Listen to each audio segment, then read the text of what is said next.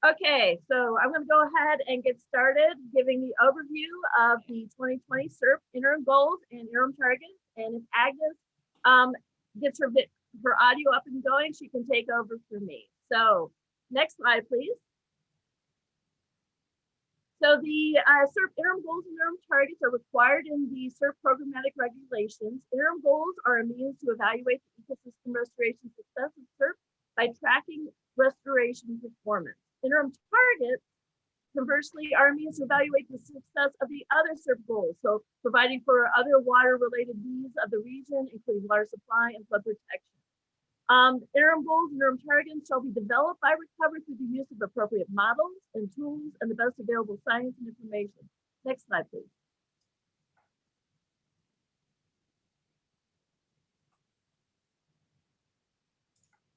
Okay, so it's important to understand that Recover documents are not self-executing. So in order to implement CERP goals, interim goals and targets, there needs to be an interim goals agreement. And interim targets, there will need to be a interagency interim targets agreement. These are usually with the Secretary of the Army, Secretary of the Interior, and the Governor of Florida. This happened in 2005 with the 2005 interim goals and interim targets. And by 2007, an governmental interim goals and interim targets agreement was executed. Next. So why do we do this? So interim goals and targets tell us where we're going, and the planning tools that help us estimate the likely success of CERP as projects are being constructed and operated. They tell us if we're getting there, and they provide us a basis of reporting our progress, and they help us figure out ways to get better and assist us with adaptive management. Next. So this effort, so the original 2005 interim goals and interim targets effort selected indicators, basically, they were related to the goals and purposes of CERP and various aspects of the natural, agricultural, and urbanized parts of the system. And they provide predictions of how we expect these indicators will change with CERP implementation. But those original 2005 indicators were largely qualitative, although they were based upon the best available science at that time. Next. So we're updating them now because we now have better hydrologic and ecological models available. We have a much longer hydrologic data set going from 1965 to 2005.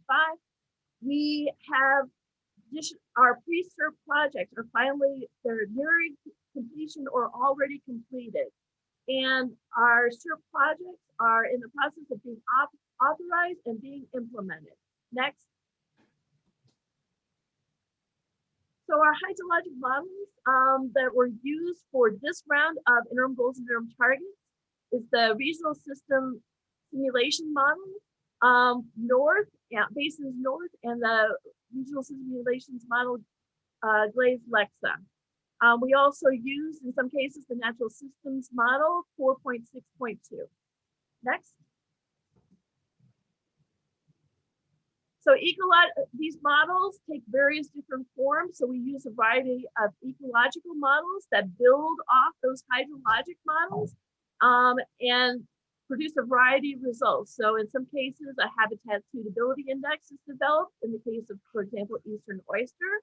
In other cases, these were used to model the improvement of hydrology for wading birds or estimate the density of small fish throughout the Everglades. And usually these are presented as difference maps between, the addition of the CERP projects versus the existing condition baseline. Next. Okay, so we have 4 different scenarios that were used in the 2020 interim goals and interim targets. 2017 is the existing condition baseline. It's basically the state of the system around 2017. 2026 is our next step forward, and it's based upon the July 2018 integrated delivery schedule.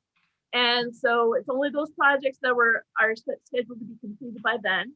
2032, we had 2 different versions. One is the 2032 CERP, which incorporated the shallow A1, A2 flow equalization basin as originally authorized, and the 2032 Packer model uses the A2 EAA STA reservoir. That's basically the new updated version. And so both of them are included for comparison purposes. Next. So some critical assumptions. Basically, everything that's projected is based upon this 41-year data set of the past from 1965 to 2005. So it's not assuming any sea level rise change or any climate change. It's assuming that the weather is going to be similar. And it only reflects change due to projects that were already authorized in this integrated delivery schedule in 2018. So it does not include things like the combined operational plan, which was authorized afterwards. And it's important to realize these models are not perfect and they lag the reality. So it's important to really focus on the difference map, how things change versus the baseline. Next. So we have 4 different interim goals regions, and we've got speakers for each of these regions. We have the Northern Estuaries, Lake Okeechobee, Greater Everglades, and the Southern Coastal Systems. Next. A variety of interim goals indicators were identified, and a number of these are going to be further developed in the talks coming up. Next.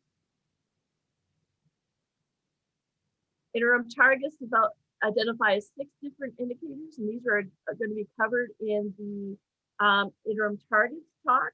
These range from water volume, water supply, and protection of the Biscayne aquifer and flood control. Next. So, any questions? So I think I was really sped through that. So, but I guess we get time for one question if people want.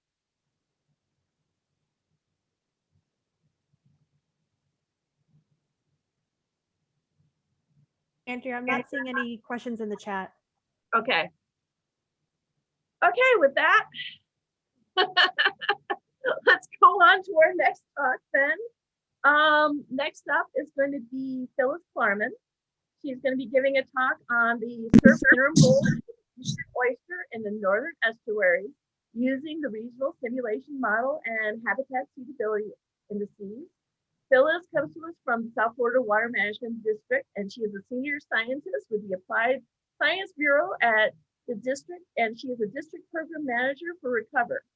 She has a Master's in Science from Florida Atlantic University and several years of academic and professional experience in estuarine ecology and ecosystems restoration and management. So welcome, Phyllis. Take it away. Good afternoon, and thank you for the introduction. My name is Phyllis Klarman. I am a senior scientist at the South Florida Water Management District in the Coastal Ecosystems section and the Recover Program Manager for the district. Today, I'll be covering the Recover interim goals for the eastern oyster in the Northern Estuaries. First, a quick introduction of the Comprehensive Everglades Restoration Plan, or CERP, and its connection to the Northern Estuaries. As restoration practitioners, you have likely seen this figure before, which captures the historical Everglades flow regime on the left, compared to the current flow regime in the center that resulted from expansive drainage and compartmentalization of the system via a complex network of canals and water control structures. For the Northern Estuaries, including the St. Lucie Estuary on the Atlantic coast and the Caloosahatchee River and Estuary on the Gulf Coast of Florida, this includes a connection to Lake Okeechobee that did not historically exist, resulting in the altered volume, timing, and distribution of freshwater inflows, which have an impact on estuarine ecology. When I refer to restoration in the context of these estuaries, I'm referring to salinity as a primary driver of reestablishing a healthy ecosystem, with a focus on reductions of deleterious freshwater inflows during the wet season and providing sufficient base flow during the dry season. The Northern Estuaries module of Recover includes a few different ecological indicator species, which are monitored as part of Recover's monitoring and assessment plan to assess CERP progress. These include the eastern oyster, Chrysostera virginica, as well as the submerged aquatic vegetation community, or SAV community, which includes several species that run the gamut of salinity regimes, including tape grass or Balasneri americana, which is a freshwater or oligohaline adapted SAV, and shoal grass, Haliduli radii, which is a mesohaline or more marine adapted SAV. For the purposes of interim goals and term targets, the only indicator in which we had tools available to simulate interim goals for the northern estuaries includes the eastern oyster, Chrysostera virginica, and so I'll focus on that for today's presentation. The oyster interim goals are based on a Habitat Suitability Index model, or HSI. These models are spatially explicit and fine scale and are used to identify the capacity of a given habitat to support a species of interest. HSI does not predict parameters such as density of oysters, but rather area and acres of suitable habitat, and this is modeled using supportive environmental conditions. More specifically, in our model, we use average salinity, temperature, and available substrate. The supportive habitat being measured is for the purpose of quantifying the value of management alternatives, specifically the current and future scenarios of CERP project implementation here, which was discussed in detail in our introductory presentation by Agnes McLean. As a refresher, we have the existing condition base, which reflects the current system today and will be called ECB IGIT on subsequent slides, and 3 future scenarios, including 2026, 2032, including the Central Everglades Planning Project, or CEP, and a 2032 scenario that includes CEP and the Everglades Agricultural Area Reservoir and Stormwater Treatment Area, which will be referred to as Run to Packer, or the 2032 scenario in subsequent slides. These RSM basin model outputs include simulated flows in each of these scenarios, and established flow salinity relationships from measured historical data allows us to plug the RSM model results directly into our oyster HSI model. So here are the oyster habitat suitability functions that go into the HSI model formula. HSI scores run from 0 to 1, with a score of 0 being unsuitable habitat and 1 being suitable habitat, which is found on the y-axis of each of these graphs. A salinity of 15 to 25, temperature 23 to 30 degrees Celsius, and substrate with available shell was deemed most suitable with a score of 1, with higher and lower salinity and temperature, or other substrate classifications from an oyster mapping event from 2019, resulting in lower HSI scores. Here's an example of how the individual functions are brought together to create a GIS-based composite HSI map.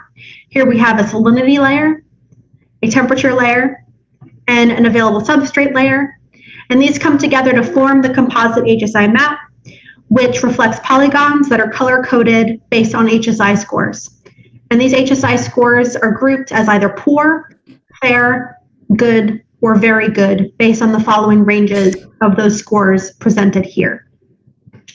Now, before I show you the HSI results, I first want to go into some results of the simulated futures and the hydrologic change that is expected.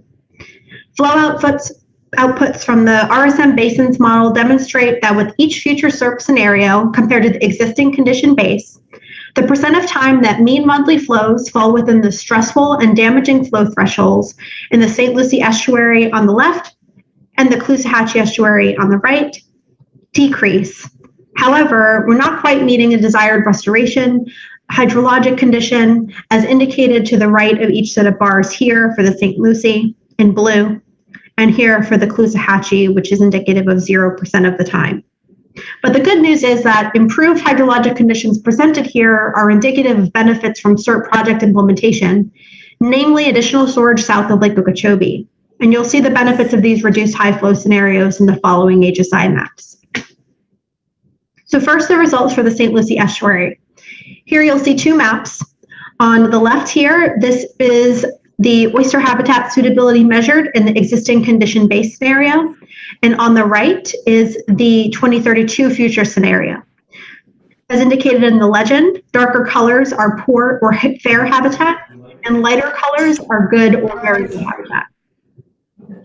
Greatest improvement that we see in the St. Lucie estuary with the 2032 future scenario, an improvement in habitat suitability in the North Fork and the South Fork of the St. Lucie Estuary, where usually we see the greatest impact of damaging high inflows.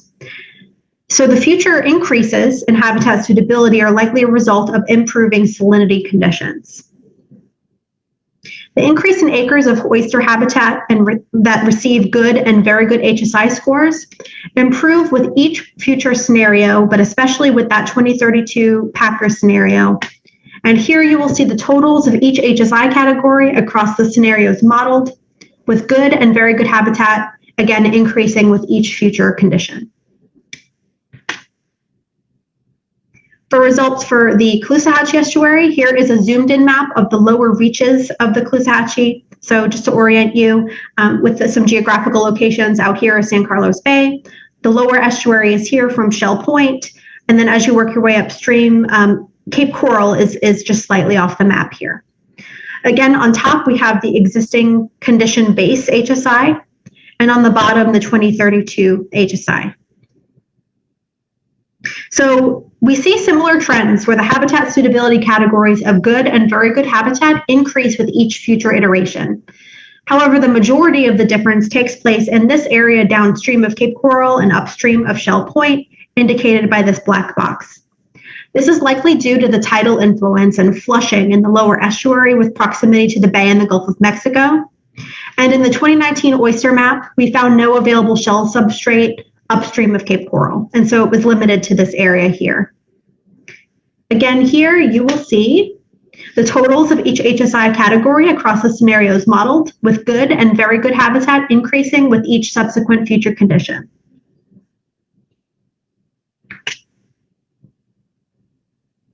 So some takeaways and key findings from the 2032 scenario, again, which includes that EA reservoir and STA, includes a total of 329 acres of good and very good habitat in the St. Lucie and 732 acres in the Caloosahatchee. Now, this is a reminder for all of us that while we did see these improved habitat conditions, hydrologic goals have not yet been attained. And this is a reminder that CERP alone is not the be-all end-all of Everglades restoration, and that additional projects to manage local basin runoff will be needed to reach desired restoration goals in addition to future CERP project components. Finally, with respect to the oyster HSI model employed, the interim goals are constrained by substrate habitat suitability classifications. So here I've brought up on the screen again the habitat suitability functions I showed earlier. Both salinity and temperature data include data from the full period of record, 1965 to 2005. But in this model, the substrate remains static or unchanging and represents that oyster mapping event I mentioned from 2019. So as reflected in this figure here, which shows an approximately 25-acre patch of oyster reef in the North Fork of the St. Lucie Estuary, you see that over time, with each future scenario, the lower half of the reef habitat improves with each future CERP iteration and changes from fair to good, likely as a result of improving salinity conditions. However, the uppermost part of the reef area remains unchanged for habitat suitability score. And this is despite the improved habitat conditions from improved salinities. And this is because this area of the reef in the 2019 map were designated as lower quality substrate. So the HSI model is not taking into account, one, that reef growth, increasing density, and or an expansion of reef is possible, which we may observe if the salinities become suitable over time, or two, that other restoration measures, including mulch deployment, expected to take place as part of the Indian River Lagoon South project is included. So this supports what we already know, that additional habitat restoration via mulch deployment or other activities will be important for increasing the total area of oysters in the St. Lucie Estuary, and will be a useful adaptive management strategy if we don't meet goals moving forward.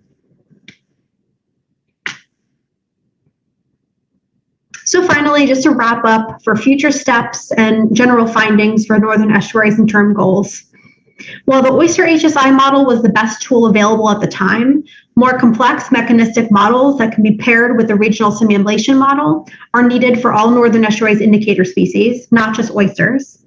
As represented here on the right, you can see an example from Bazzelli et al. What a more complex model would look like. These mechanistic models can be used to update restoration goals and applied to develop both evaluation performance measures, as was done in this exercise, comparing current and future scenario simulations, and assessment performance measures to track restoration outcomes through Recover's ecological monitoring efforts. Finally, with the next interim goals and term targets report expected in 5 years, this will include additional CERP project components as well as updated operational plans, such as the Lake Okeechobee System Operating Manual effort, which is ongoing currently.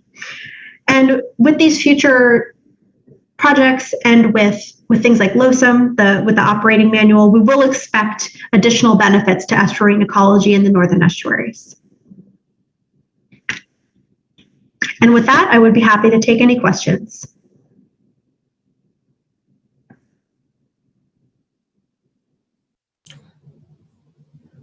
Okay, Phyllis, it looks like you already answered a couple of the questions, but did you want to just reiterate your question on where the temperature and salinity data come from? Yeah, so Laura DeCunto and Sarah Hayter had asked where that data came from. So with the salinity, the RSM model, as I mentioned before, generates flow outputs in each of those time steps. So for the existing base and each of the futures.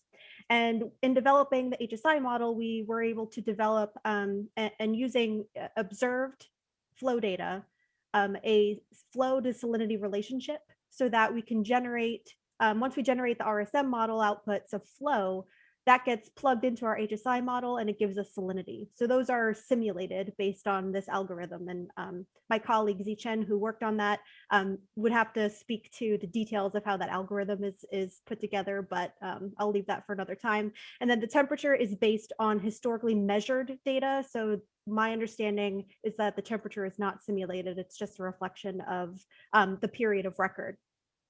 And both of these are then averaged for each time step to generate the HSI maps.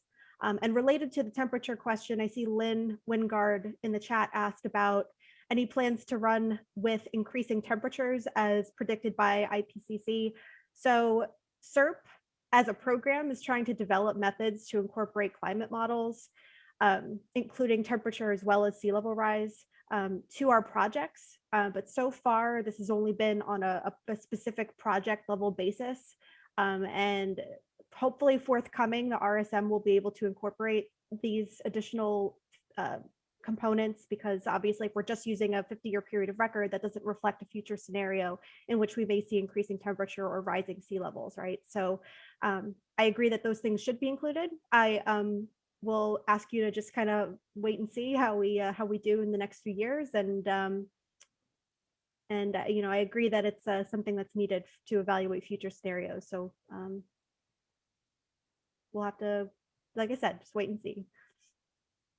And thank you. Thanks, Phyllis. Okay, we'll go ahead and get started with the next talk.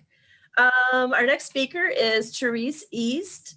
She's going to be speaking on Lake Okeechobee interim goals.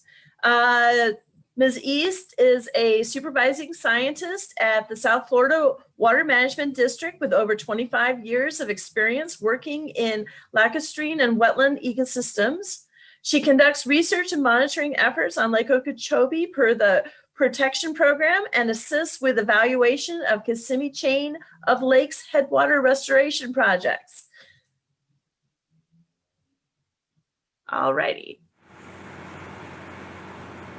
Thank you, Andrea. Good afternoon, everyone. First, I'd like to thank the Interim Goals team of Zach Welch, Andy Rodusky, Chuck Hanlon, and Steve Schubert for the development of the Interim Goals and Interim Target Report on which this presentation is based. I'd also like to thank Vicki Garcia, the new Lake Okeechobee co-coordinator, for assisting with this presentation. Agnes McLean gave an excellent overview of the model scenarios earlier this afternoon, so I'm not going to go into details of the model runs. I'll just remind you, or in case you didn't see Agnes's talk, that these are the 4 scenarios. The 2026 and the 2032 runs will be compared against what is considered the current existing conditions, or the ECB IGIT. And here are the critical assumptions of the data set. I'd like to point out the 2 that are specific to Lake Okeechobee. First, the Lake Okeechobee Watershed Project is still in the planning and development phase, so it couldn't be included here. And second, the model runs are based on the current Lake Okeechobee regulation schedule, because the new Lake Okeechobee System Operating Manual is also still in the planning and development phase, so it couldn't be used in these model runs.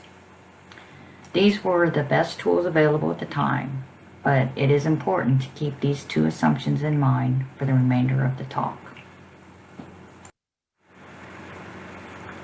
The Lake Okeechobee interim goals indicators used to demonstrate progress for CERP are lake stage, submerged aquatic vegetation, and emergent aquatic vegetation. Now, I want to point out that only lake stage was modeled in the way Agnes described in her earlier talk. For submerged aquatic vegetation and emergent aquatic vegetation, I'm just going to describe the interim goals, since we don't have models to predict how they would be affected by these different scenarios. The lake stage indicator is measured as an ecological envelope around a seasonally fluctuating stage of between 12 feet during the summer or wet season and 16 feet during the winter or dry season, and it's represented here in orange. Now, those of you that are familiar with Lake Okeechobee operations are saying to yourself, hey, wait a minute, that's the old ecological envelope, and you're correct. Recover has recently developed a new ecological envelope and a new recovery envelope, but these revised performance measures were not completed and approved until 2020 after this modeling effort. So the 2007 performance measure was used here. The metrics that were used are the amount of time lake stage is within the envelope, the amount of time lake stage is above or below the envelope, and the amount of time lake stage is extremely high, greater than 17 feet, or extremely low, which is less than 10 feet. When lake stage is within this beneficial envelope, the water levels in the near shore and marsh are at optimal depths for plant growth and development. Recession rates are optimal for wading bird nesting and foraging, and algal bloom potential decreases. So here is an example of how lake stage is compared to the ecological envelope over time. Again, the orange area represents the envelope. Now the black line is the daily average lake stage. So lake stage is assessed relative to the ecological envelope in terms of magnitude and seasonality of fluctuations. Once again, restoration progress is evaluated by measuring the amount of time that lake stages are within the envelope or within the orange area, above and below the envelope, or extremely high, so above the top blue line, or extremely low, below the bottom blue line, with the ultimate restoration target of stage always being within the orange.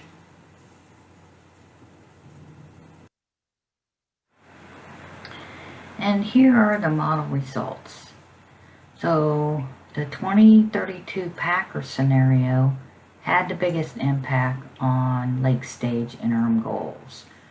For within the envelope, the percent of time increased by 4% over the current baseline conditions. It went from 28% to 32% of the time within the envelope. The amount of time stages above the envelope also increased by 2% in the 2032 Packer compared to the existing conditions, and the amount of time stage is below the envelope decreased by 2%. So as you can see, the CERP projects in the 2018 integrated delivery schedule are expected to have minimal impact on Lake Okeechobee, but there are benefits to other regions and stakeholders. For instance, the 2032 Packer moves the average lake stage up by 2%, which will increase water supply.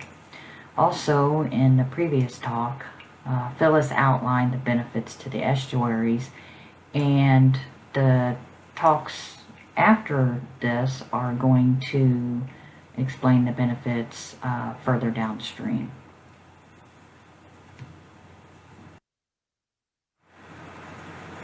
However, Lake Okeechobee stage is expected to improve as some of the projects that are in the planning and development stage, like the Lake Okeechobee Watershed Project and the Lake Okeechobee System Operating Manual, are authorized and come online. Now let's look at submerged aquatic vegetation. The abundance of nearshore SAV is a key indicator of the lake's ecological health, as it provides essential habitat for fish and other aquatic organisms, and also competes with phytoplankton for nutrients, thereby reducing algal blooms. We have mapped the nearshore submerged aquatic vegetation since 2001, and data indicate that coverage is heavily influenced by water levels and extreme weather events. In 2016, after a review of the new SAV data and historic distributions, the interim goal was redefined. The original recover restoration goal was greater than or equal to 40,000 acres, with at least half comprised of vascular species. But under the current lake stages, much of the 100,000 acre potential habitat is too deep, so an interim goal of greater than 35,000 acres of total SAB, or equal to 35% of the total colonizable area, it was designated. And we see that during the 5-year period of 2013 to 2017, the average did not meet the target. We know that coverage of the non-vascular species is highest when summer lake stage lows are near or below the bottom of the ecological envelope. Vascular species also benefit, but they respond more slowly. When summer lake stages are above the ecological envelope, macroalgae coverage is minimal, and vascular species also decline, but it depends on the height and health of the plant beds. So SAV needs these low lake levels to offset the negative effects of high stages in order to recover. The modeling suggests that stage will be above the envelope more often and below the envelope less often, so SAV may not be able to recover after high stage events. We don't have a model for emergent aquatic vegetation either, as I stated before, but we do have interim goals. Lake Okeechobee's emergent marsh consists of approximately 100,000 acres. The performance goals in terms of aerial coverage for the specific vegetation types are listed in the table on the right, and they were based on the 1973 survey of Pesnell and Brown, the early 90s surveys conducted by University of Florida, and also recent surveys that the district has conducted and they're monitoring. These targets represent a littoral mosaic with a mix of native vegetation and shallow open water. Success will be assessed by comparing the composition and distribution of the emergent aquatic vegetation from vegetation maps like the one seen on the left to these established performance measures. So in conclusion, the 2032 Packer showed stage is within the envelope 4% more often, which may not seem like much, but it is making progress towards the goal. However, stage is above the envelope 2% more often and below the envelope 2% less often, which might not bode well for submerged aquatic vegetation growth and recovery, or for native emergent aquatic vegetation and algal bloom potential. Although improvements are minimal in Lake Okeechobee, the downstream systems and other stakeholders do benefit. CERP projects currently under construction and modeled here are not intended to reduce flows into Lake Okeechobee or to improve the incoming water quality.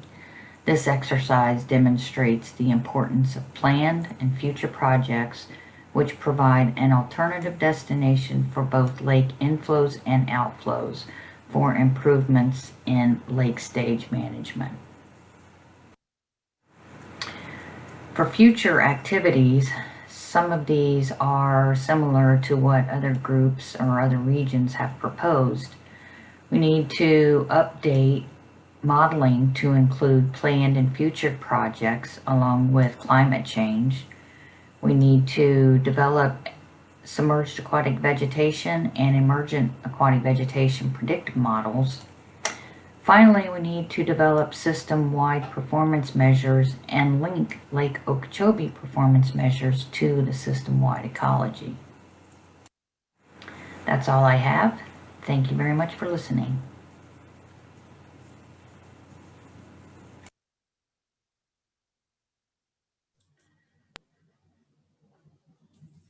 Okay, thank you, Therese. We have time for at least one question, but I don't have any in the chat. Does anyone have any questions?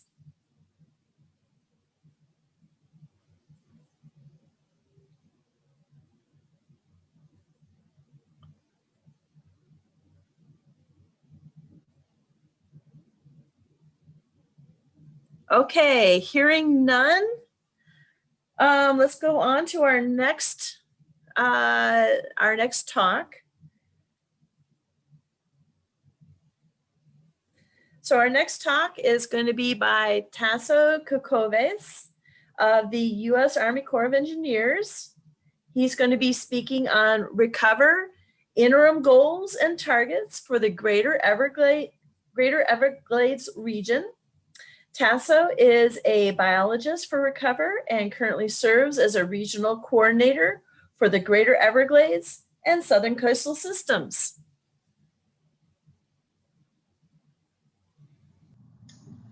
Good afternoon, everyone. My name is Tasso Kokoves, and I'm a biologist at the U.S. Army Corps of Engineers and part of the Restoration, Coordination, and Verification, or Recover team for CERP. Today, I will be presenting some of the results from the 2020 CERP Interim Goals and Interim Targets Report for the Greater Everglades region. Before I get started, I wanted to acknowledge the members of the Greater Everglades and Interim Targets teams for making this presentation possible. Why are interim goals and targets important? Produced every 5 years, the IGIT tells us where we're going, using planning tools to gauge the likelihood of success of CERP as projects are constructed and operated. It provides a basis for evaluating and reporting progress to policymakers and the public, and it assists in the adaptive management process. For those of you who couldn't make the first presentation of the session, this slide provides some background information. The regional simulation model was used to compare 4 model scenarios using 41 years of hydrologic data. The scenarios modeled were the existing conditions baseline, which was the state of the structures and systems in 2017, a 2026 scenario based on the implementation of the 2018 Integrated Delivery Schedule projects, and 2 2032 scenarios, a 2032 CEP scenario and a 2032 Packer scenario that includes CEP and the EAA. The effects of sea level rise and climate change were not considered in the analysis, and projects authorized after 2018 were not included. The Greater Everglades region includes all of Florida's water conservation areas, portions of Big Cypress National Preserve, and Everglades National Park. It is a massive, low-nutrient, shallow wetland ecosystem with annual water level fluctuations driven by seasonal rainfall patterns. It includes a unique mosaic of interconnected freshwater wetlands differentiated by subtle changes in soil elevation that in turn affect hydrology. Before I go through the indicators used in the report, I wanted to show you a big picture comparison of the 4 scenarios as they relate to the Greater Everglades. The red line shown on the map to the right is a term referring to the northern edge of WCAs 1, 2, and 3. The quantity of water flowing across the red line is considered the total inflow into the Greater Everglades region. This graph shows the total acre-feet of water flowing across the red line for each of the modeled scenarios averaged over 41 years. The baseline condition scenario averaged about 1.5 million total acre-feet across the red line. The 2026 scenario increased total flows by 12,500 acre-feet, and the 2032 CEP and 2032 Packer scenarios increased average flows by an additional 220 and 350,000 acre-feet respectively. So the greatest increase in average total flows was observed in the 2032 Packer scenario. Here are the ecological indicators used in the 2020 IGIT for the Greater Everglades region. In the following slides, I will be reviewing results for the spatial extent of vegetation communities, marl prairie, tree islands, aquatic fauna, and alligators. To assess the spatial extent of vegetation communities, the Everglades Landscape Vegetation Succession, or ELVS model, was used to forecast the spatial extent and location of vegetation communities across the scenarios. These panels show the results from an average hydrologic year. The existing conditions baseline scenario in the top right is compared to the 2032 Packer scenario in the lower left, and the differences between the two outputs are shown in green on the lower right. Overall, we observed a transition from open marsh to sawgrass in southern WCA 3A along the L67 canal, which is indicated by the blue arrow. This transition is consistent with expectations that increased connectivity from restoration will reduce ponding in southern WCA 3A, an area which has been chronically overwetted. The short hydroperiod marl prairies adjacent to Shark River Slough and Taylor Slough are habitat of the endangered Cape Sable seaside sparrow. The sparrow's dependence on the short hydroperiod marl prairies make it an excellent indicator for marl prairie conditions. The Marl Prairie Ecological Planning Tool was used to simulate hydrologic suitability of marl prairie habitat based on sparrow survey data. These maps show the percent change from existing conditions for the 2026 and both 2032 scenarios, overlaid with areas critical to the Cape Sable seaside sparrow. We found that increased flows to northeast Shark River Slough resulted in a decrease in marl prairie habitat suitability in the eastern marl prairies. This pattern became more pronounced as restoration scenarios advanced from 2026 to 2032. In the western marl prairies and in the areas of subpopulation A, marl prairie habitat suitability increased. Overall, when comparing scenarios to existing conditions, most of the critical habitat remained unchanged. Both the 2026 and 2032 CEP scenarios resulted in a gain of critical habitat, whereas the 2032 Packer scenario resulted in a minimal loss of critical habitat. This decrease in suitable habitat is not too concerning, as the 2032 Packer percent change map, shown on the bottom right, shows an increase in acreage outside of the critical habitat areas, which is not represented in our analysis. The Tree Island Performance Indicator compares mapped elevations of 387 of the largest tree islands in WCA 3A, 3B, and Everglades National Park over the 41-year hydrologic dataset. This figure shows the tree islands mapped and the number of days each was inundated from 2016 to 2017. The target condition of tree islands was similar to those observed in central WCA 3A. A high density of tree islands where 50% are inundated for less than 10% of the 41-year period, with the remaining having an even distribution of more frequent inundation. The existing conditions baseline, 2026, 2032 CEP, and 2032 Packer scenarios increased the proportion of tree islands that were inundated for less than 10% of the period of record when compared to the observed conditions since 1991. The most significant changes were observed to occur in the central portion of WCA 3A, the southern portion of WCA 3A and 3B, and the L29 gap area in WCA 3A. Inundation of tree islands in Everglades National Park was virtually unchanged in any of the scenarios, and northern WCA 3A contains so few remaining tree islands that only small differences in tree island inundation are possible. To evaluate aquatic fauna, we used a prey-based freshwater fish density model to estimate densities of fish smaller than 8 centimeters. Small fish have short generation times, and their abundance responds to hydrologic management at an annual timescale. This graph shows the percent change in total fish density from the existing conditions baseline for the 2026, 2032 CEP, and 2032 Packer scenarios over the 41-year evaluation period. Overall, average small fish densities decreased in 2026 scenario and increased in the 2032 scenarios. A closer look at the 2032 scenarios in an average year shows contrasting responses in northern and southern WCA 3A. These maps show fish densities for the 2032 CEP and 2032 Packer scenarios compared to the existing baseline condition. The green and blue dots show increasing fish densities, and the orange and red dots show decreasing densities. As hydrologic restoration continues, the areas that experience chronic inundation in southern WCA 3A will no longer hold as much water, resulting in a decrease in fish densities. Contrastingly, the additional water flowing across the red line in both 2032 scenarios rehydrates northern WCA 3A and predicted fish densities increase. Similarly, fish densities are also increasing in Shark River Slough as more water flows from 3A into the Everglades National Park.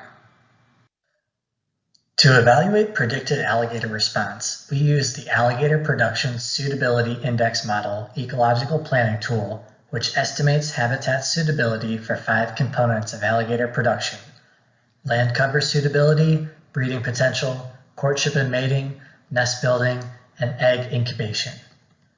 The alligator HSI was run for each scenario, and this graph shows the percent change in the HSI for the 2026 and both 2032 scenarios compared to the existing baseline condition.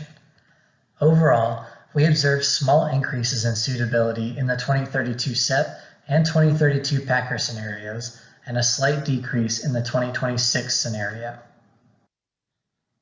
A closer look at the spatial results of the alligator HSI show contrasting responses within the same WCA. This figure shows the difference in alligator habitat suitability between the 2032 Packer scenario and existing conditions for an average hydrologic year. The increase in HSI in northern WCA 3A, indicated by the blue arrow, shows the benefit of rehydrating a chronically dry region. Contrastingly, a decrease in the HSI in southern 3A is presumably from adding water to an already inundated area. The IGIT modeling exercise indicates that progress can be made in the Greater Everglades, but without additional freshwater flowing across that red line, the regional benefits observed in our analyses were limited. The 2032 scenarios predicted benefits to several indicators in the Greater Everglades, showing that with additional water and appropriate management, we can achieve progress toward a restored system. The next steps for refining the IGIT include expanding the spatial extent to include the Western Everglades. This will be important as future CERP projects are implemented, like WERP and the Picayune Strand. We should also review our current evaluation methods and update them with the best available science, if possible. And lastly, we need to include the anticipated effects of climate change and sea level rise in future IGIT efforts to better understand how CERP will be impacted. And with that, thank you for attending my presentation. You can access the 2020 Interim Goals and Interim Targets report at the URL listed on the slide. And you can also contact me with my email address provided below. At this time, if anyone has any questions, I would be happy to provide an answer. And if I don't have an answer for you, I can direct you to someone who will. Thanks again.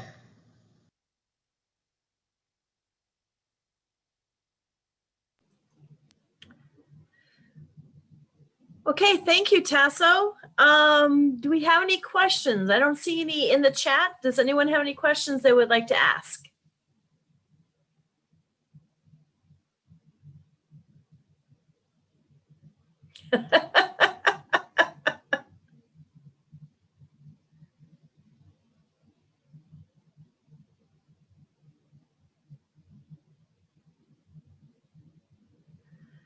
Okay, we're actually running a little bit ahead of schedule. I'm going to suggest we just go on. Does anyone, last call for questions.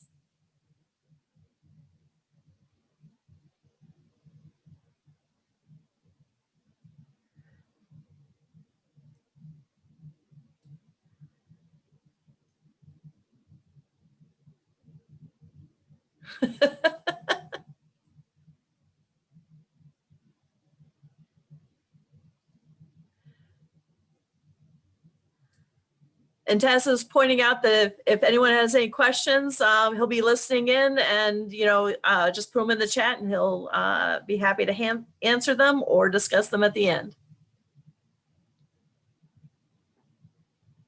Okay, we just got one from Jed. He's asking, Tasso, do you have a sense of how much water was flowing past the red line in the interim goals, interim target scenarios? Here, putting you on the spot. Hey, Jed, thanks for the question. Yeah, I think in the beginning of my presentation, I referred to a graph. I don't know if they can pull it up again, but I believe the existing baselines condition was about 1.5 million acre feet per year on average flowing across the line. And then the 2026 scenario was an additional 12,500 acre feet per year. And then the 2032 CEP was, I think, 100,000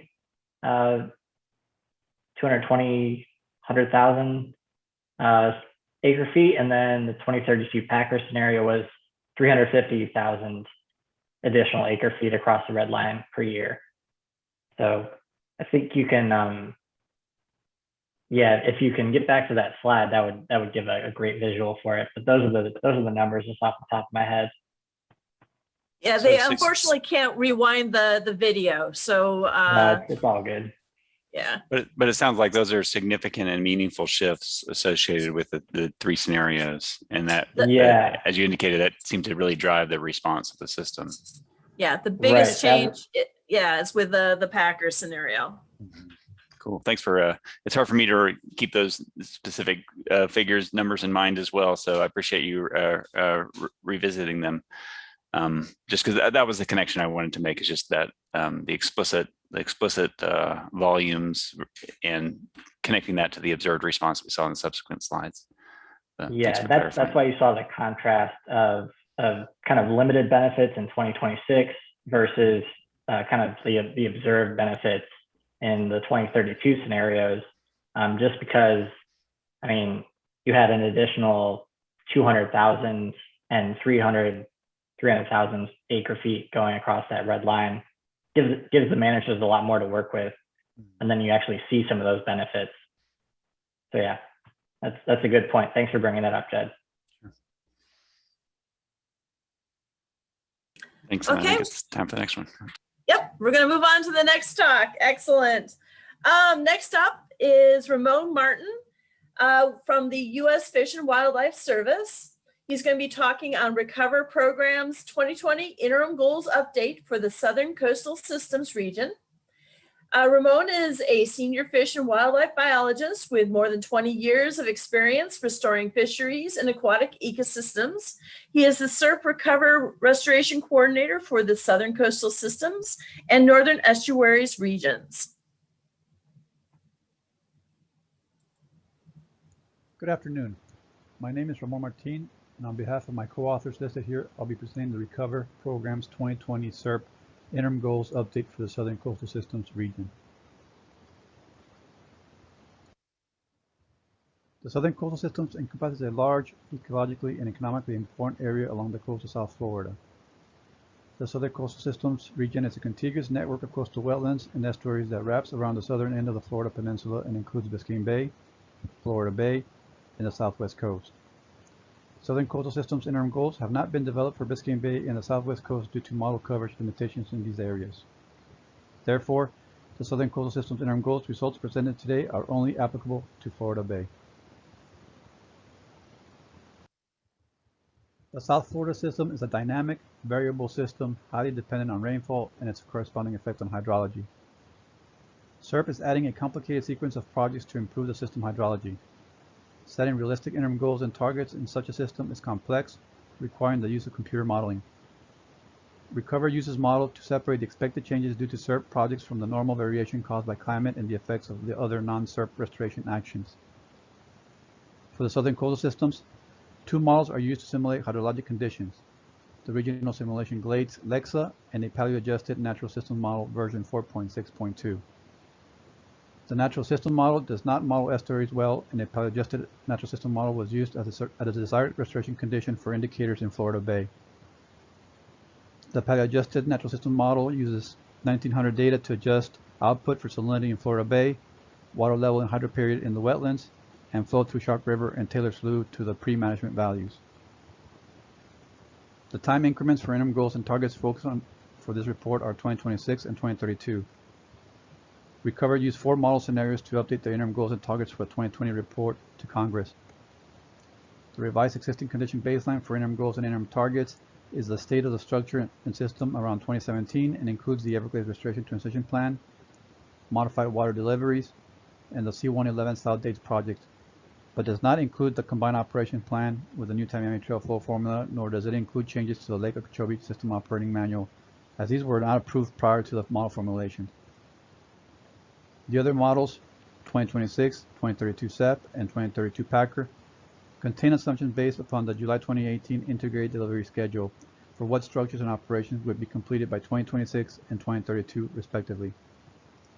2 2032 runs, the 2032 CEP and the 2032 PACR, were included due to uncertainty regarding the authorization of the CEP Everglades Agricultural Area A2 Reservoir STA.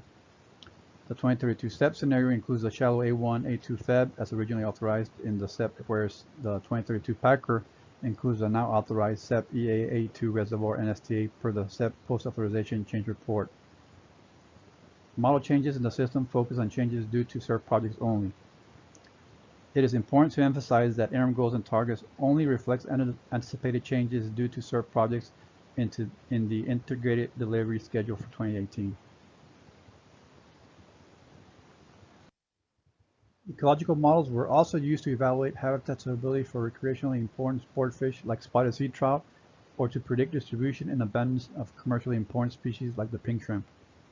As expected, salinity is an important parameter used in all of our ecological models for the estuaries in the southern coastal systems.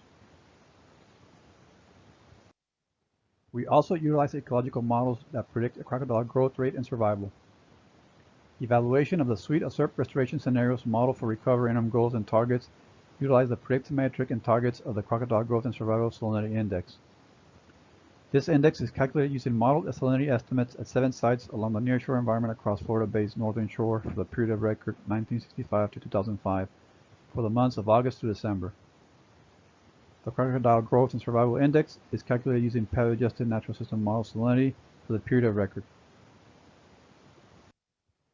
The Florida Bay Seagrass Ecosystem Assessment and Community Organization Model was developed to evaluate the impacts of freshwater management, nutrient management, climate, and climate change in the Everglades watershed and in downstream seagrass systems in Florida Bay. The goal of the seagrass modeling effort was to simulate the effects of salinity and biochemical conditions on the growth and survivorship of 3 aquatic macrophytes, 2 halophytes, Talasia and Haloduli, and the fresh to mesohalian rupia, a beneficial plant that could expand distribution in response to additional freshwater introduction into the system. The CCOM model was run using salinity inputs generated by passing stage output from the regional simulation model for each restoration scenario through statistical regression models that translated the stages to salinity at specific locations within Florida Bay. 2 contrasting basins were examined: Little Madeira Bay, an estuarine nearshore basin at the mouth of Taylor River, and Whitbray Basin, a more marine basin in central Florida Bay.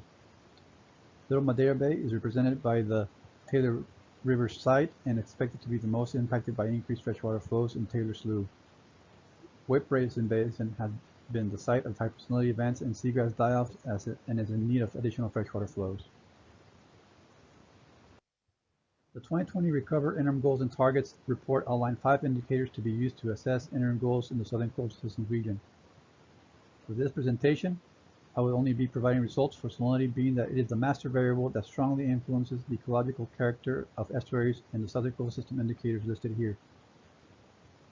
Florida Bay salinities and thus the bay's ecology have been impacted by the historic diversion of water from the Everglades watershed on which Florida Bay depends.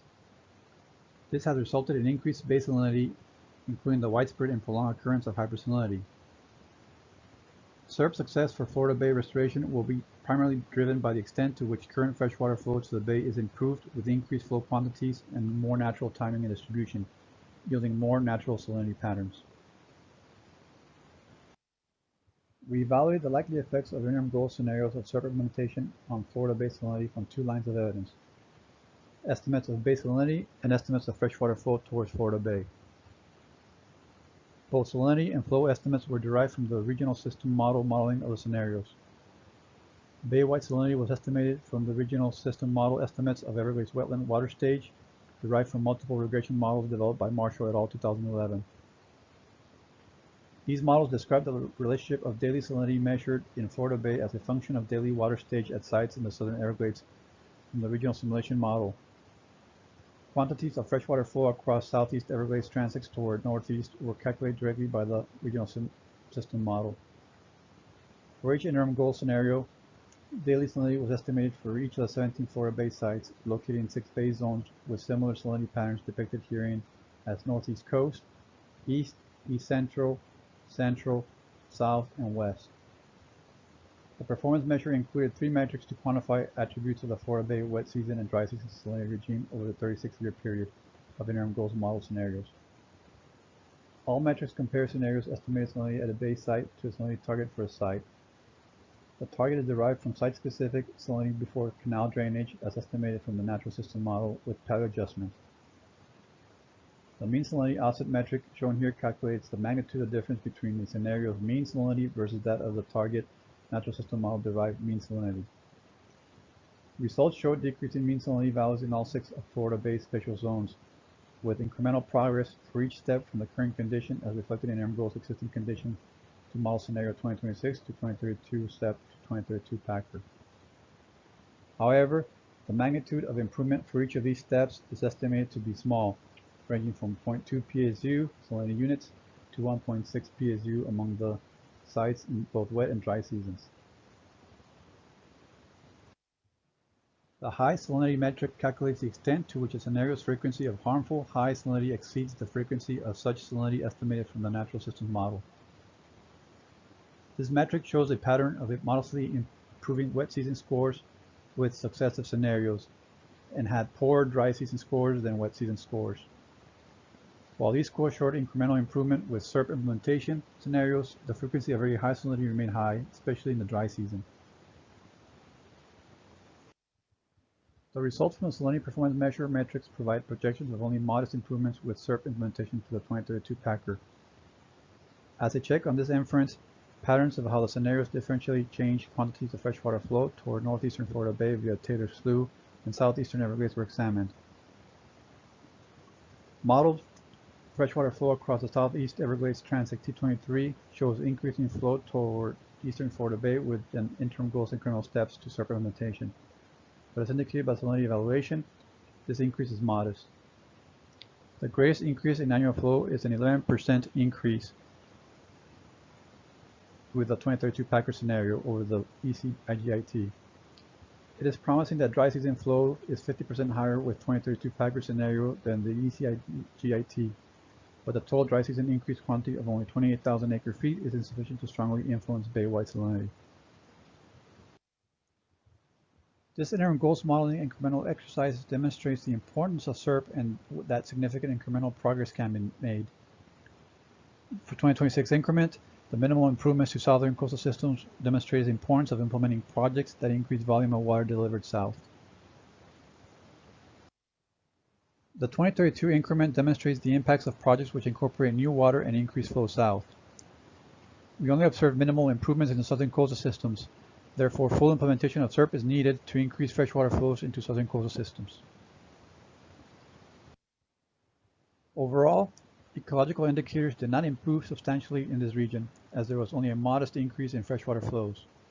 Importantly, this exercise solidified the importance of full implementation of CERP to increase freshwater flows into the region, especially during the dry season. Hydrologic and ecologic needs of southern coastal systems are still not fully achieved by 2032. Lake Okeechobee management and the combined operation plan will play key roles in achieving CERP goals for ecosystem restoration to gain benefits for the southern coastal systems in the dry season. We must continue to monitor the system and use adaptive management to respond to changing real-world conditions. So things that we're kind of working on in the future for the southern coastal system is to develop performance measures for Biscayne Bay and the southwest coast. There's also legal constraints that we need to address in regards to water quality, flood risk, and savings costs or other agreed upon targets. The natural systems model for version 4.6.2 also needs to be updated. The natural system model with palette adjustment is used for salinity targets in Florida Bay, but is not available for all subregions. We also need to develop salinity models for Biscayne Bay, such as the Biscayne Bay salinity model and the Southwest Coast. Additionally, we need to go ahead and incorporate climate change and sea level rise into our modeling and performance metrics. This concludes my presentation on the Southern Coastal Systems Interim Goals Update. If you'd like more information, you can download the Interim Goals and Interim Targets report at the site here provided.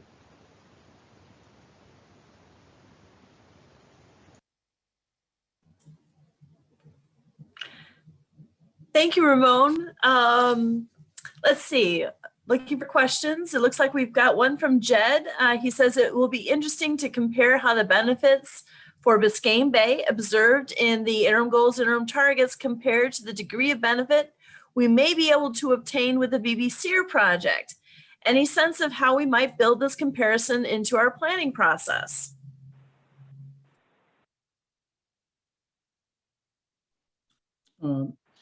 Yeah, it's a very good question, Jed.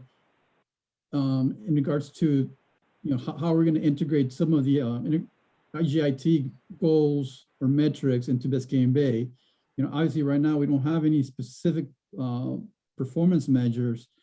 So as we develop these, I'm assuming that we'll hopefully be able to adopt some of those that were developed for CEER to be able to hopefully be used by Recover as part of future IGIT processes. Yeah, thanks for that, Ramon. I was just, because for me, that comparison is intuitive, and really, I think it really helps our communication process because, with interim goals, we're looking at the future, and then with our projects, we're looking at our ability to shape the future with specific activities. So, I don't know, Andy Leshivo, I see his name next to you. Maybe I'm interested in whether that might be something that we might want to consider is. Because intuitively, it seems to me that would be a nice feature of adaptive management process, at least for us to be communicating with the public about, this is the nature of our predictions for the future, and then this is what we go about to do. This is how we go about the work. This is the work that we go about to enhance what we think we can do in future conditions. So.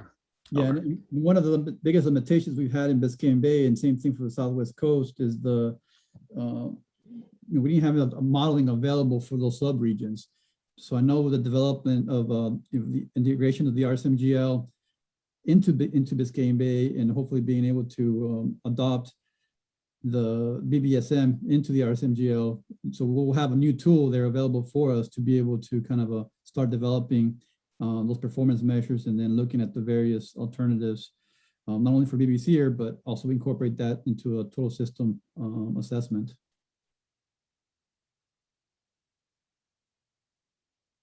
Okay, thank you, Ramon. Let's go ahead and start the next talk. I'm actually giving the next talk. I am a quantitative ecologist with the National Park Service, South Florida Natural Resources Center. My name is Andrea Atkinson, and I work with Agnes McLean and Betsy Evans to help everyone pull together the interim goals and interim targets recommendations into the resulting report. I'm giving the talk on CERP water supply and flood protection interim targets. I currently serve on the Recover Executive Committee and have over 20 years of experience in environmental monitoring programs across the country. With that, let's go ahead and get started. Welcome, friends. I'm here to talk about water supply and flood protection interim targets for CERP. My name is Andrea Atkinson. I'm with the National Park Service, South Florida Natural Resources Center.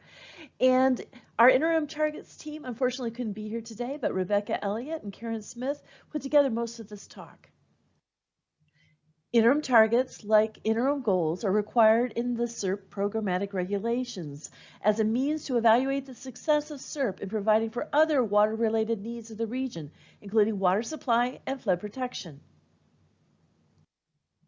Now, Agnes McLean covered most of the background in the first presentation in the session, but as a quick overview, the models used were the regional simulation model with 41 years of weather and hydrology simulated from 1965 to 2005. Model scenarios used were the 2017 existing condition baseline, 2026, 2032 CEP, and the 2032 PACR. Some critical assumptions to keep aware of is that sea level rise and climate change were not included, and projects authorized post-2018, such as COP, were not included.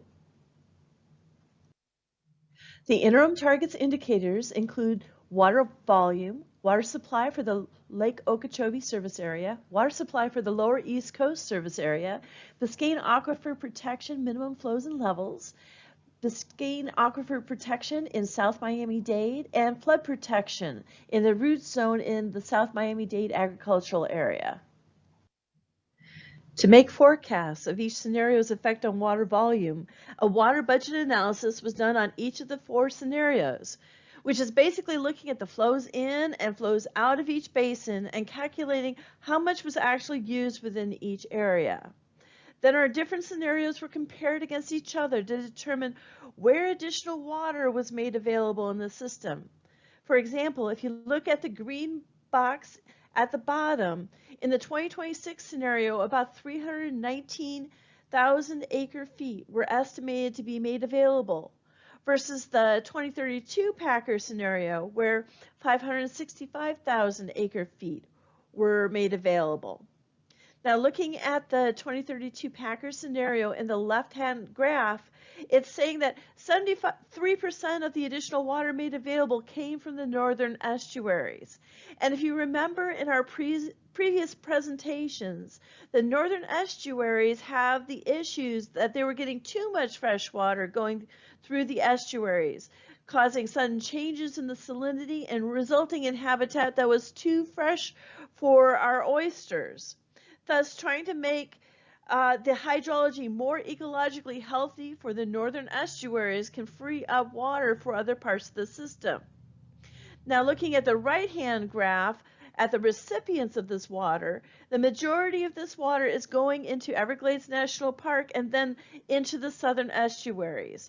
20% of the water is consumed in Everglades National Park and Big Cypress, and another 36% consumed in the southern estuaries. 31% is going into the lower East Coast, of which part of this is due to seepage.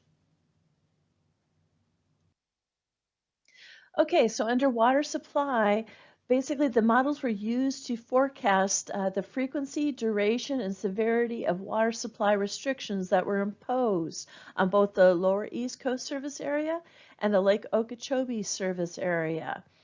And basically, they're looking at the number of shortages, how many months they were, and how severe, what the severity classification of the shortage is. So for water supply for the Lower East Coast service area, in Palm Beach, we're seeing on average about 2 less water shortages across the 41-year period. Broward had 1 more, and Miami-Dade basically had no change, although there was a small increase in the number of months of shortages. Now, this needs to be put into context because in the 2032 scenarios, An additional 17 million gallons per day was modeled as being pumped out of the public water supply well fields. So even with this additional pumping, there was essentially no change in the number of water shortages that was occurring in the area. And even the ones that did occur were of phase 1. So they're not the severe type of shortage.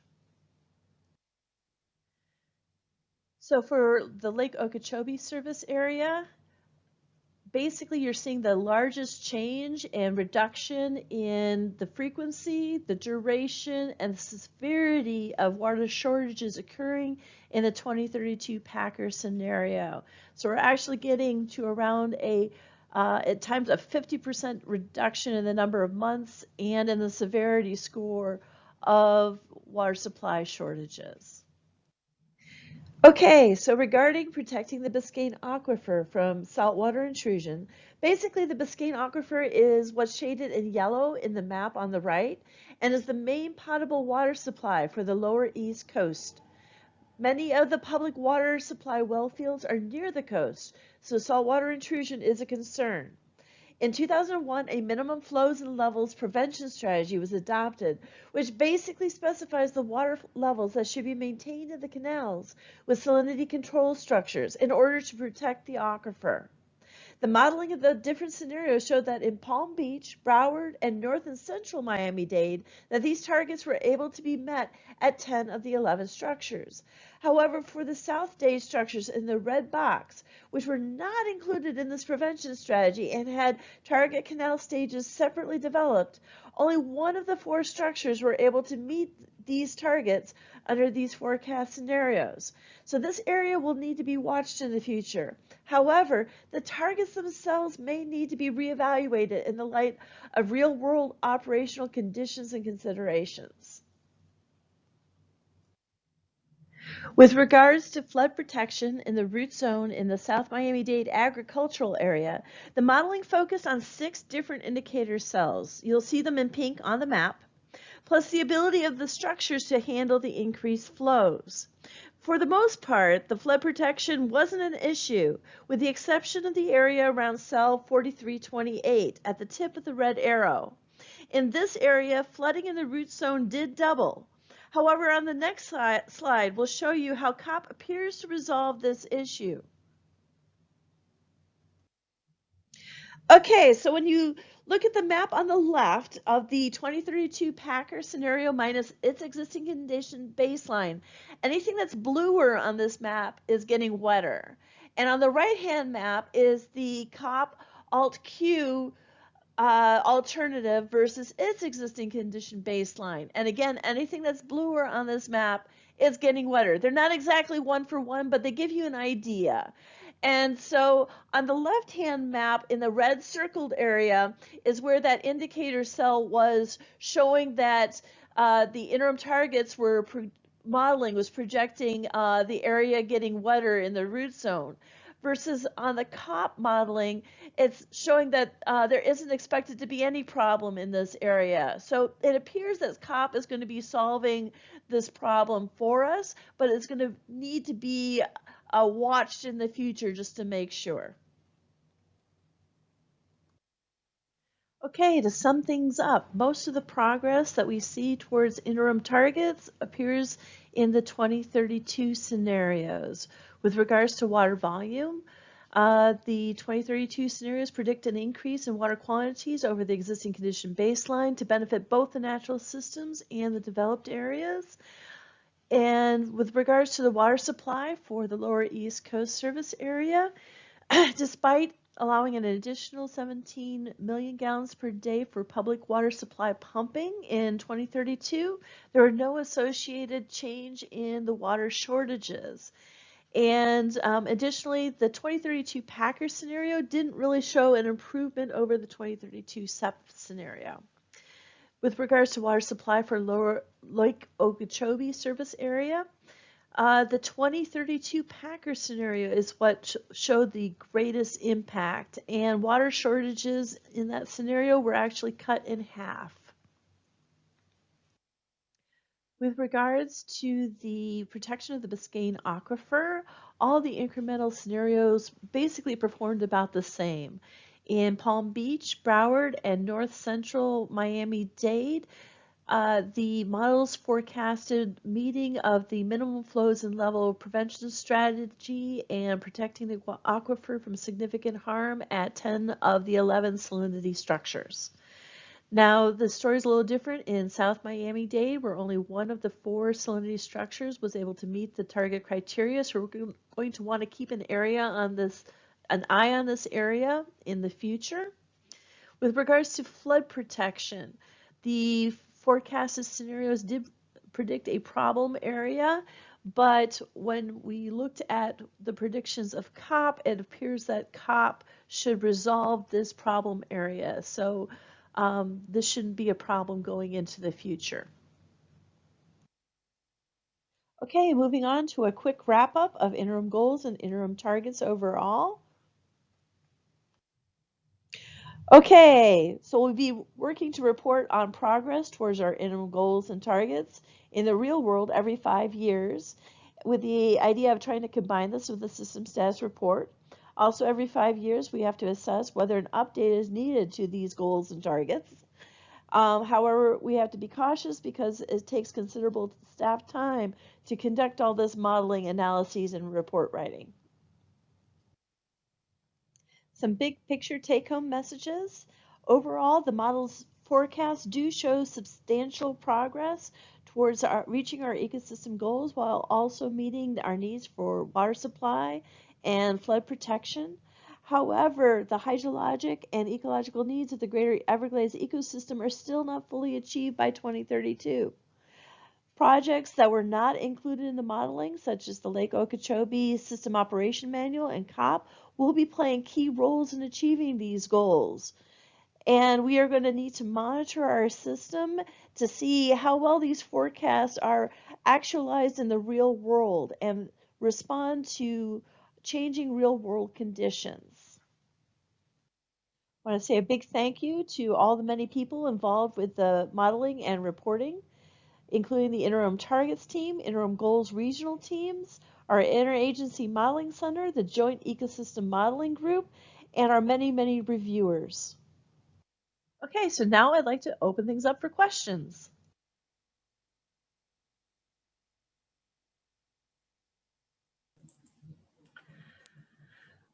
Okay, so it looks like we've got a couple of questions. One is from Maurice Pierre. Is there any one project in CERP currently in the works that would start to significantly cause increases in fresh water into the system, which you describe would be needed? I don't have the answer to that question. If anyone else wants to chime in, that would be great. But obviously the 2032 Packer scenario is the best out of these various scenarios that we were looking at.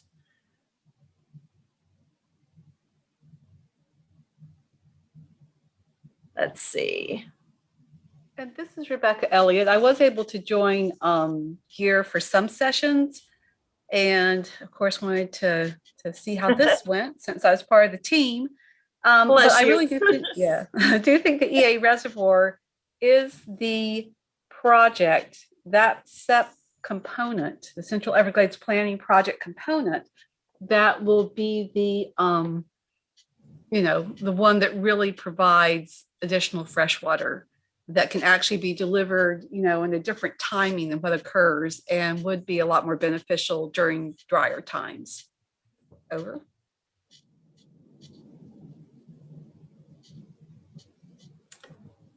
Thank you. That was a question that I had asked actually to the previous presenter. So sorry if it doesn't align with your presentation, but that answer is also very good. Thank you. It's all good.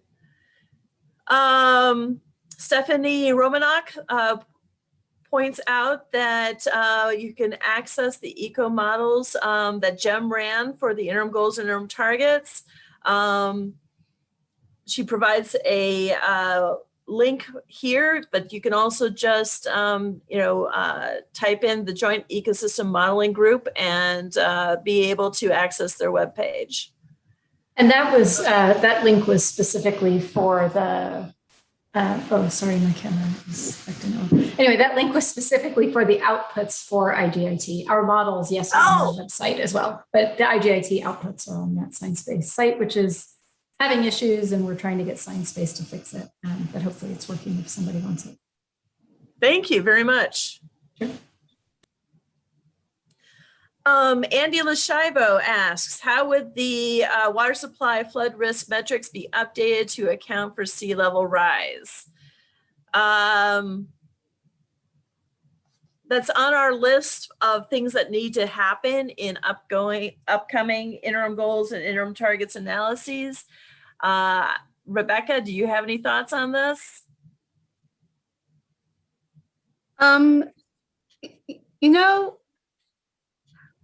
It has to, I think the next update, because there's supposed to be updates every 5 years. And so I think that that is going to have to be worked out for the next round of this. And I think it relates to Jed's question too about CERP, because the way that we put this together was using the integrated delivery schedule and the way that they had projects sequenced. So if CERP is done by then and is in the sequencing and we know more what it looks like, and it also has a sea level rise modeling in it, then I think that part of the update, the interim goals, interim target update, would be trying to incorporate that and see how that turns out. But it is a challenge. And again, we'd need an awful lot of help from the modeling team to accomplish it.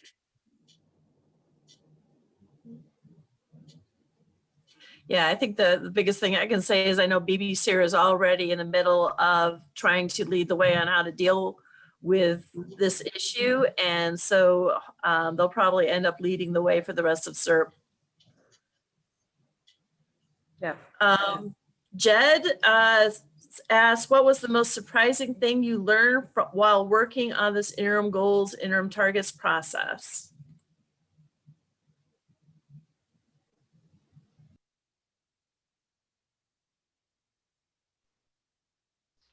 And that question would be posed to all panelists. This is Rebecca, and I'll just say for Corinne and I mean, really the water budget and trying to work through the minutia of all the different basins that the modeling represents and try to figure out where the water was coming from because of CERP projects and where it was going to because of CERP projects was surprisingly difficult. And I know that it's captured in this presentation in one nice little pie chart slide. But if you go to the report and you really want to dig into that information, it can be eye-opening as far as CERP's vision for how water is being captured, stored, and redistributed. So that I think would be like the biggest take home from interim targets. Over. Yeah, that's really interesting, Rebecca, because I mean, it seems like, do you feel like those routing systems for water, they became more intuitive or less intuitive as a result of the basically the projects and interim goals? Like, you think they're becoming harder to understand, or is it your sense is that they're going to be easier to understand in the future? That's just curious.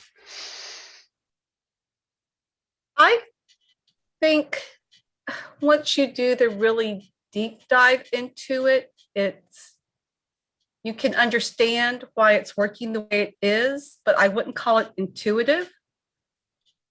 It takes a lot of scrutiny of the information to see how it works, but you can see how it works. I mean, it's and it is consistent with what CERP intended, through the Yellow Book in many ways. But the biggest shortfall right now is just that the current projects that are planned and in the integrated delivery schedule still don't capture enough water that can be redistributed the way that CERP intended. So, you know, I think that's part of what made it a little more difficult, because you actually don't have as much water to work with as the Yellow Book had planned for in some situations, but it's still functioning in, for the most part, the way that CERP intended. Did that answer your question, Jed? Yeah, that was a great answer. I appreciate you sharing your insights. Okay, thanks.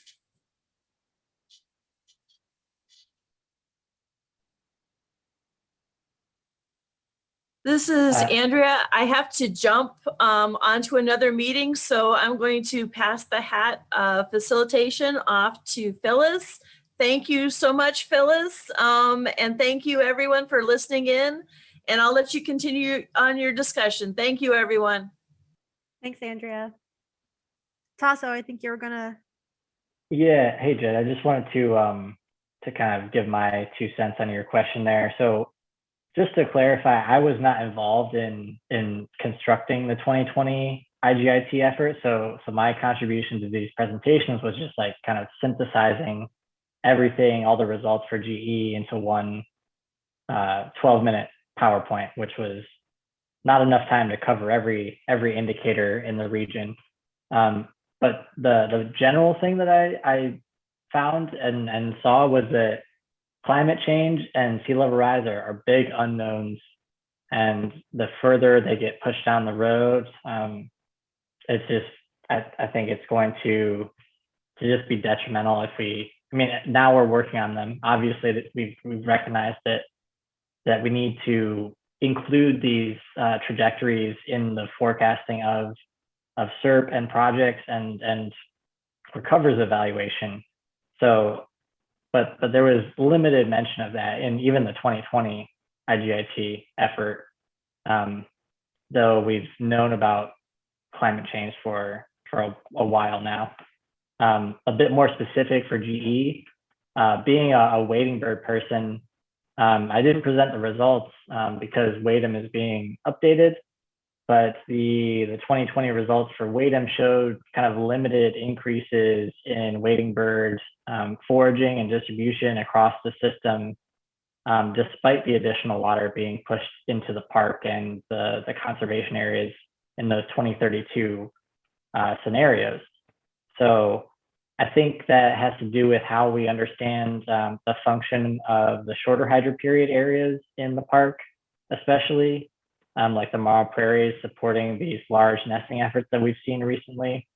So I'm hopeful that we'll gain a better understanding of how that kind of relationship operates within the southern part of the system in these coming years. So that's just my two points of input. But thanks for providing that question. It's very interesting. Thank you. I appreciate that. Yeah, I could answer your question on behalf of Northern Estuaries, Jed. Wasn't a huge surprise per se, but just something that in hindsight was interesting to consider was that while we were working on interim goals modeling, we were updating those oyster maps for the St. Lucie and the Caloosahatchee estuaries. So we were really excited to get those updated polygons within the HSI model to demonstrate where the available substrate for oysters was. But then again, as I mentioned in my presentation, in hindsight, I'm realizing that it could be an underestimate of suitable habitat for oysters because one, we know that, you know, if the oysters kind of are ecosystem engineers, they will build upon each other. So if salinity improves, by extension, we could expect that reef will naturally start to grow on their own over time. And then with some projects, I mentioned Indian River Lagoon South, that is going to include a, I think what they call it is like substrate remediation, which will include dredging of muck sediments in the southern IRL and in the St. Lucie estuary. And in the St. Lucie estuary proper, they're planning, I think right now, on 100 acres of culch deployment. So of course that wasn't considered in the HSI model. So I expect, you know, that this is likely an underestimate of the suitable habitat that we could expect with CERP implementation. Just something really interesting that, you know, we were considering in hindsight. That's really interesting, Phyllis. I appreciate you sharing that with me. And for me, what I hear in your response, the common denominator here in your response, Phyllis, Tasso's response, and Rebecca's response is, the continuing utility of, we're making predictions about the future, and then we check in and see if we're meeting or exceeding those predictions. Because I think that's for just kind of emotionally, conceptually, and also it's really advantageous way for us to communicate is to, I think this has been brought out during the conference a little bit, is we're at our best when we make clear, specific, concise predictions about what the future might hold, and then we demonstrate that we can meet or exceed those predictions. And so I really appreciate, I know how much work went into this interim goals process. It's profound. It's not a trivial amount of work to do a system level simulation and evaluation of it. And it's interesting to me how similar the perspectives of the different panelists are in their continued interest in making predictions and then comparing if we can meet or exceed those predictions into the future. I hope that emerges as a real strong feature of what we do together, supporting CERP as we move forward. Thanks. Yeah, thank you, Jed. I see a question in the chat from Andy Lashivo. Do any of this Recover PMs need to be updated to account for lessons learned in the Greater Everglades for the next system-wide evaluation? Anyone from GE who can respond? Yes. In a word. Agnes, we could hear you. Yes. Well, I honestly don't know what happened earlier, but very definitely we need to update. And after GEER, I'm going to get the GE folks together to go over our hydrologic performance measures. Especially, I know Gina Ralph is interested in the next CERP update and having updated performance measures for that. And so probably what we ought to do is just get together all of the regional coordinators. I've heard Biscayne Bay mentioned. I think there's ongoing work in Florida Bay. I don't know what the status is for northern estuaries, if that work has been completed yet. But I think in light of the CERP update coming up, that we ought to look at all of our performance measures, see if we need new ones, which ones need to be updated. So I would say yes, definitely.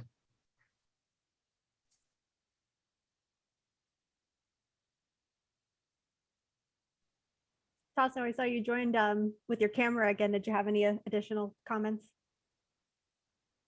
No, I think Agnes had covered the holistic yes.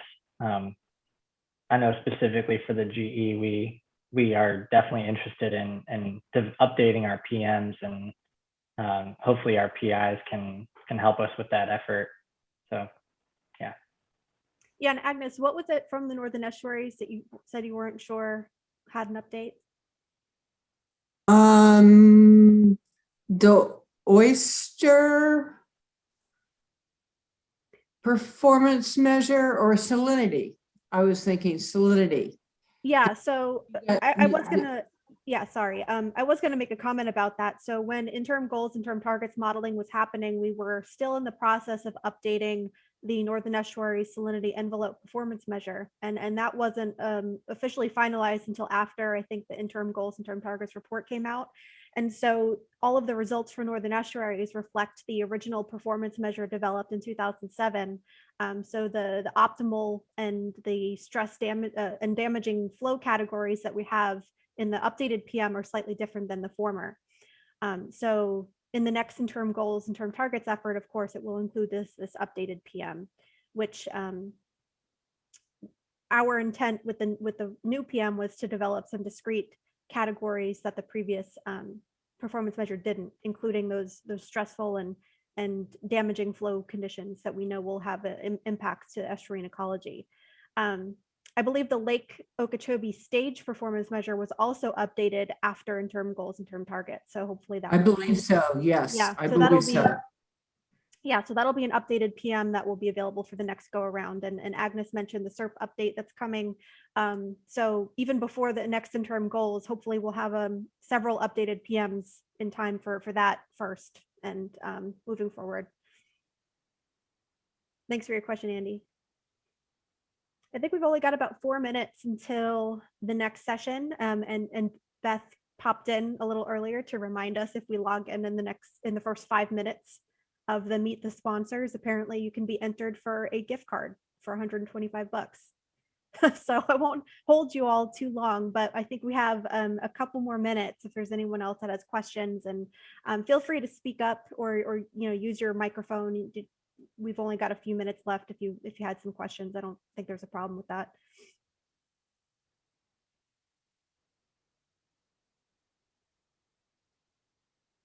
This is Rebecca, and I just want to thank Agnes for all the years that we've worked together on so many different Recover projects. And Agnes, I'm going to miss you. I'm glad that you made it to the meeting and that we got to hear your voice. So thank you for all your years of working together.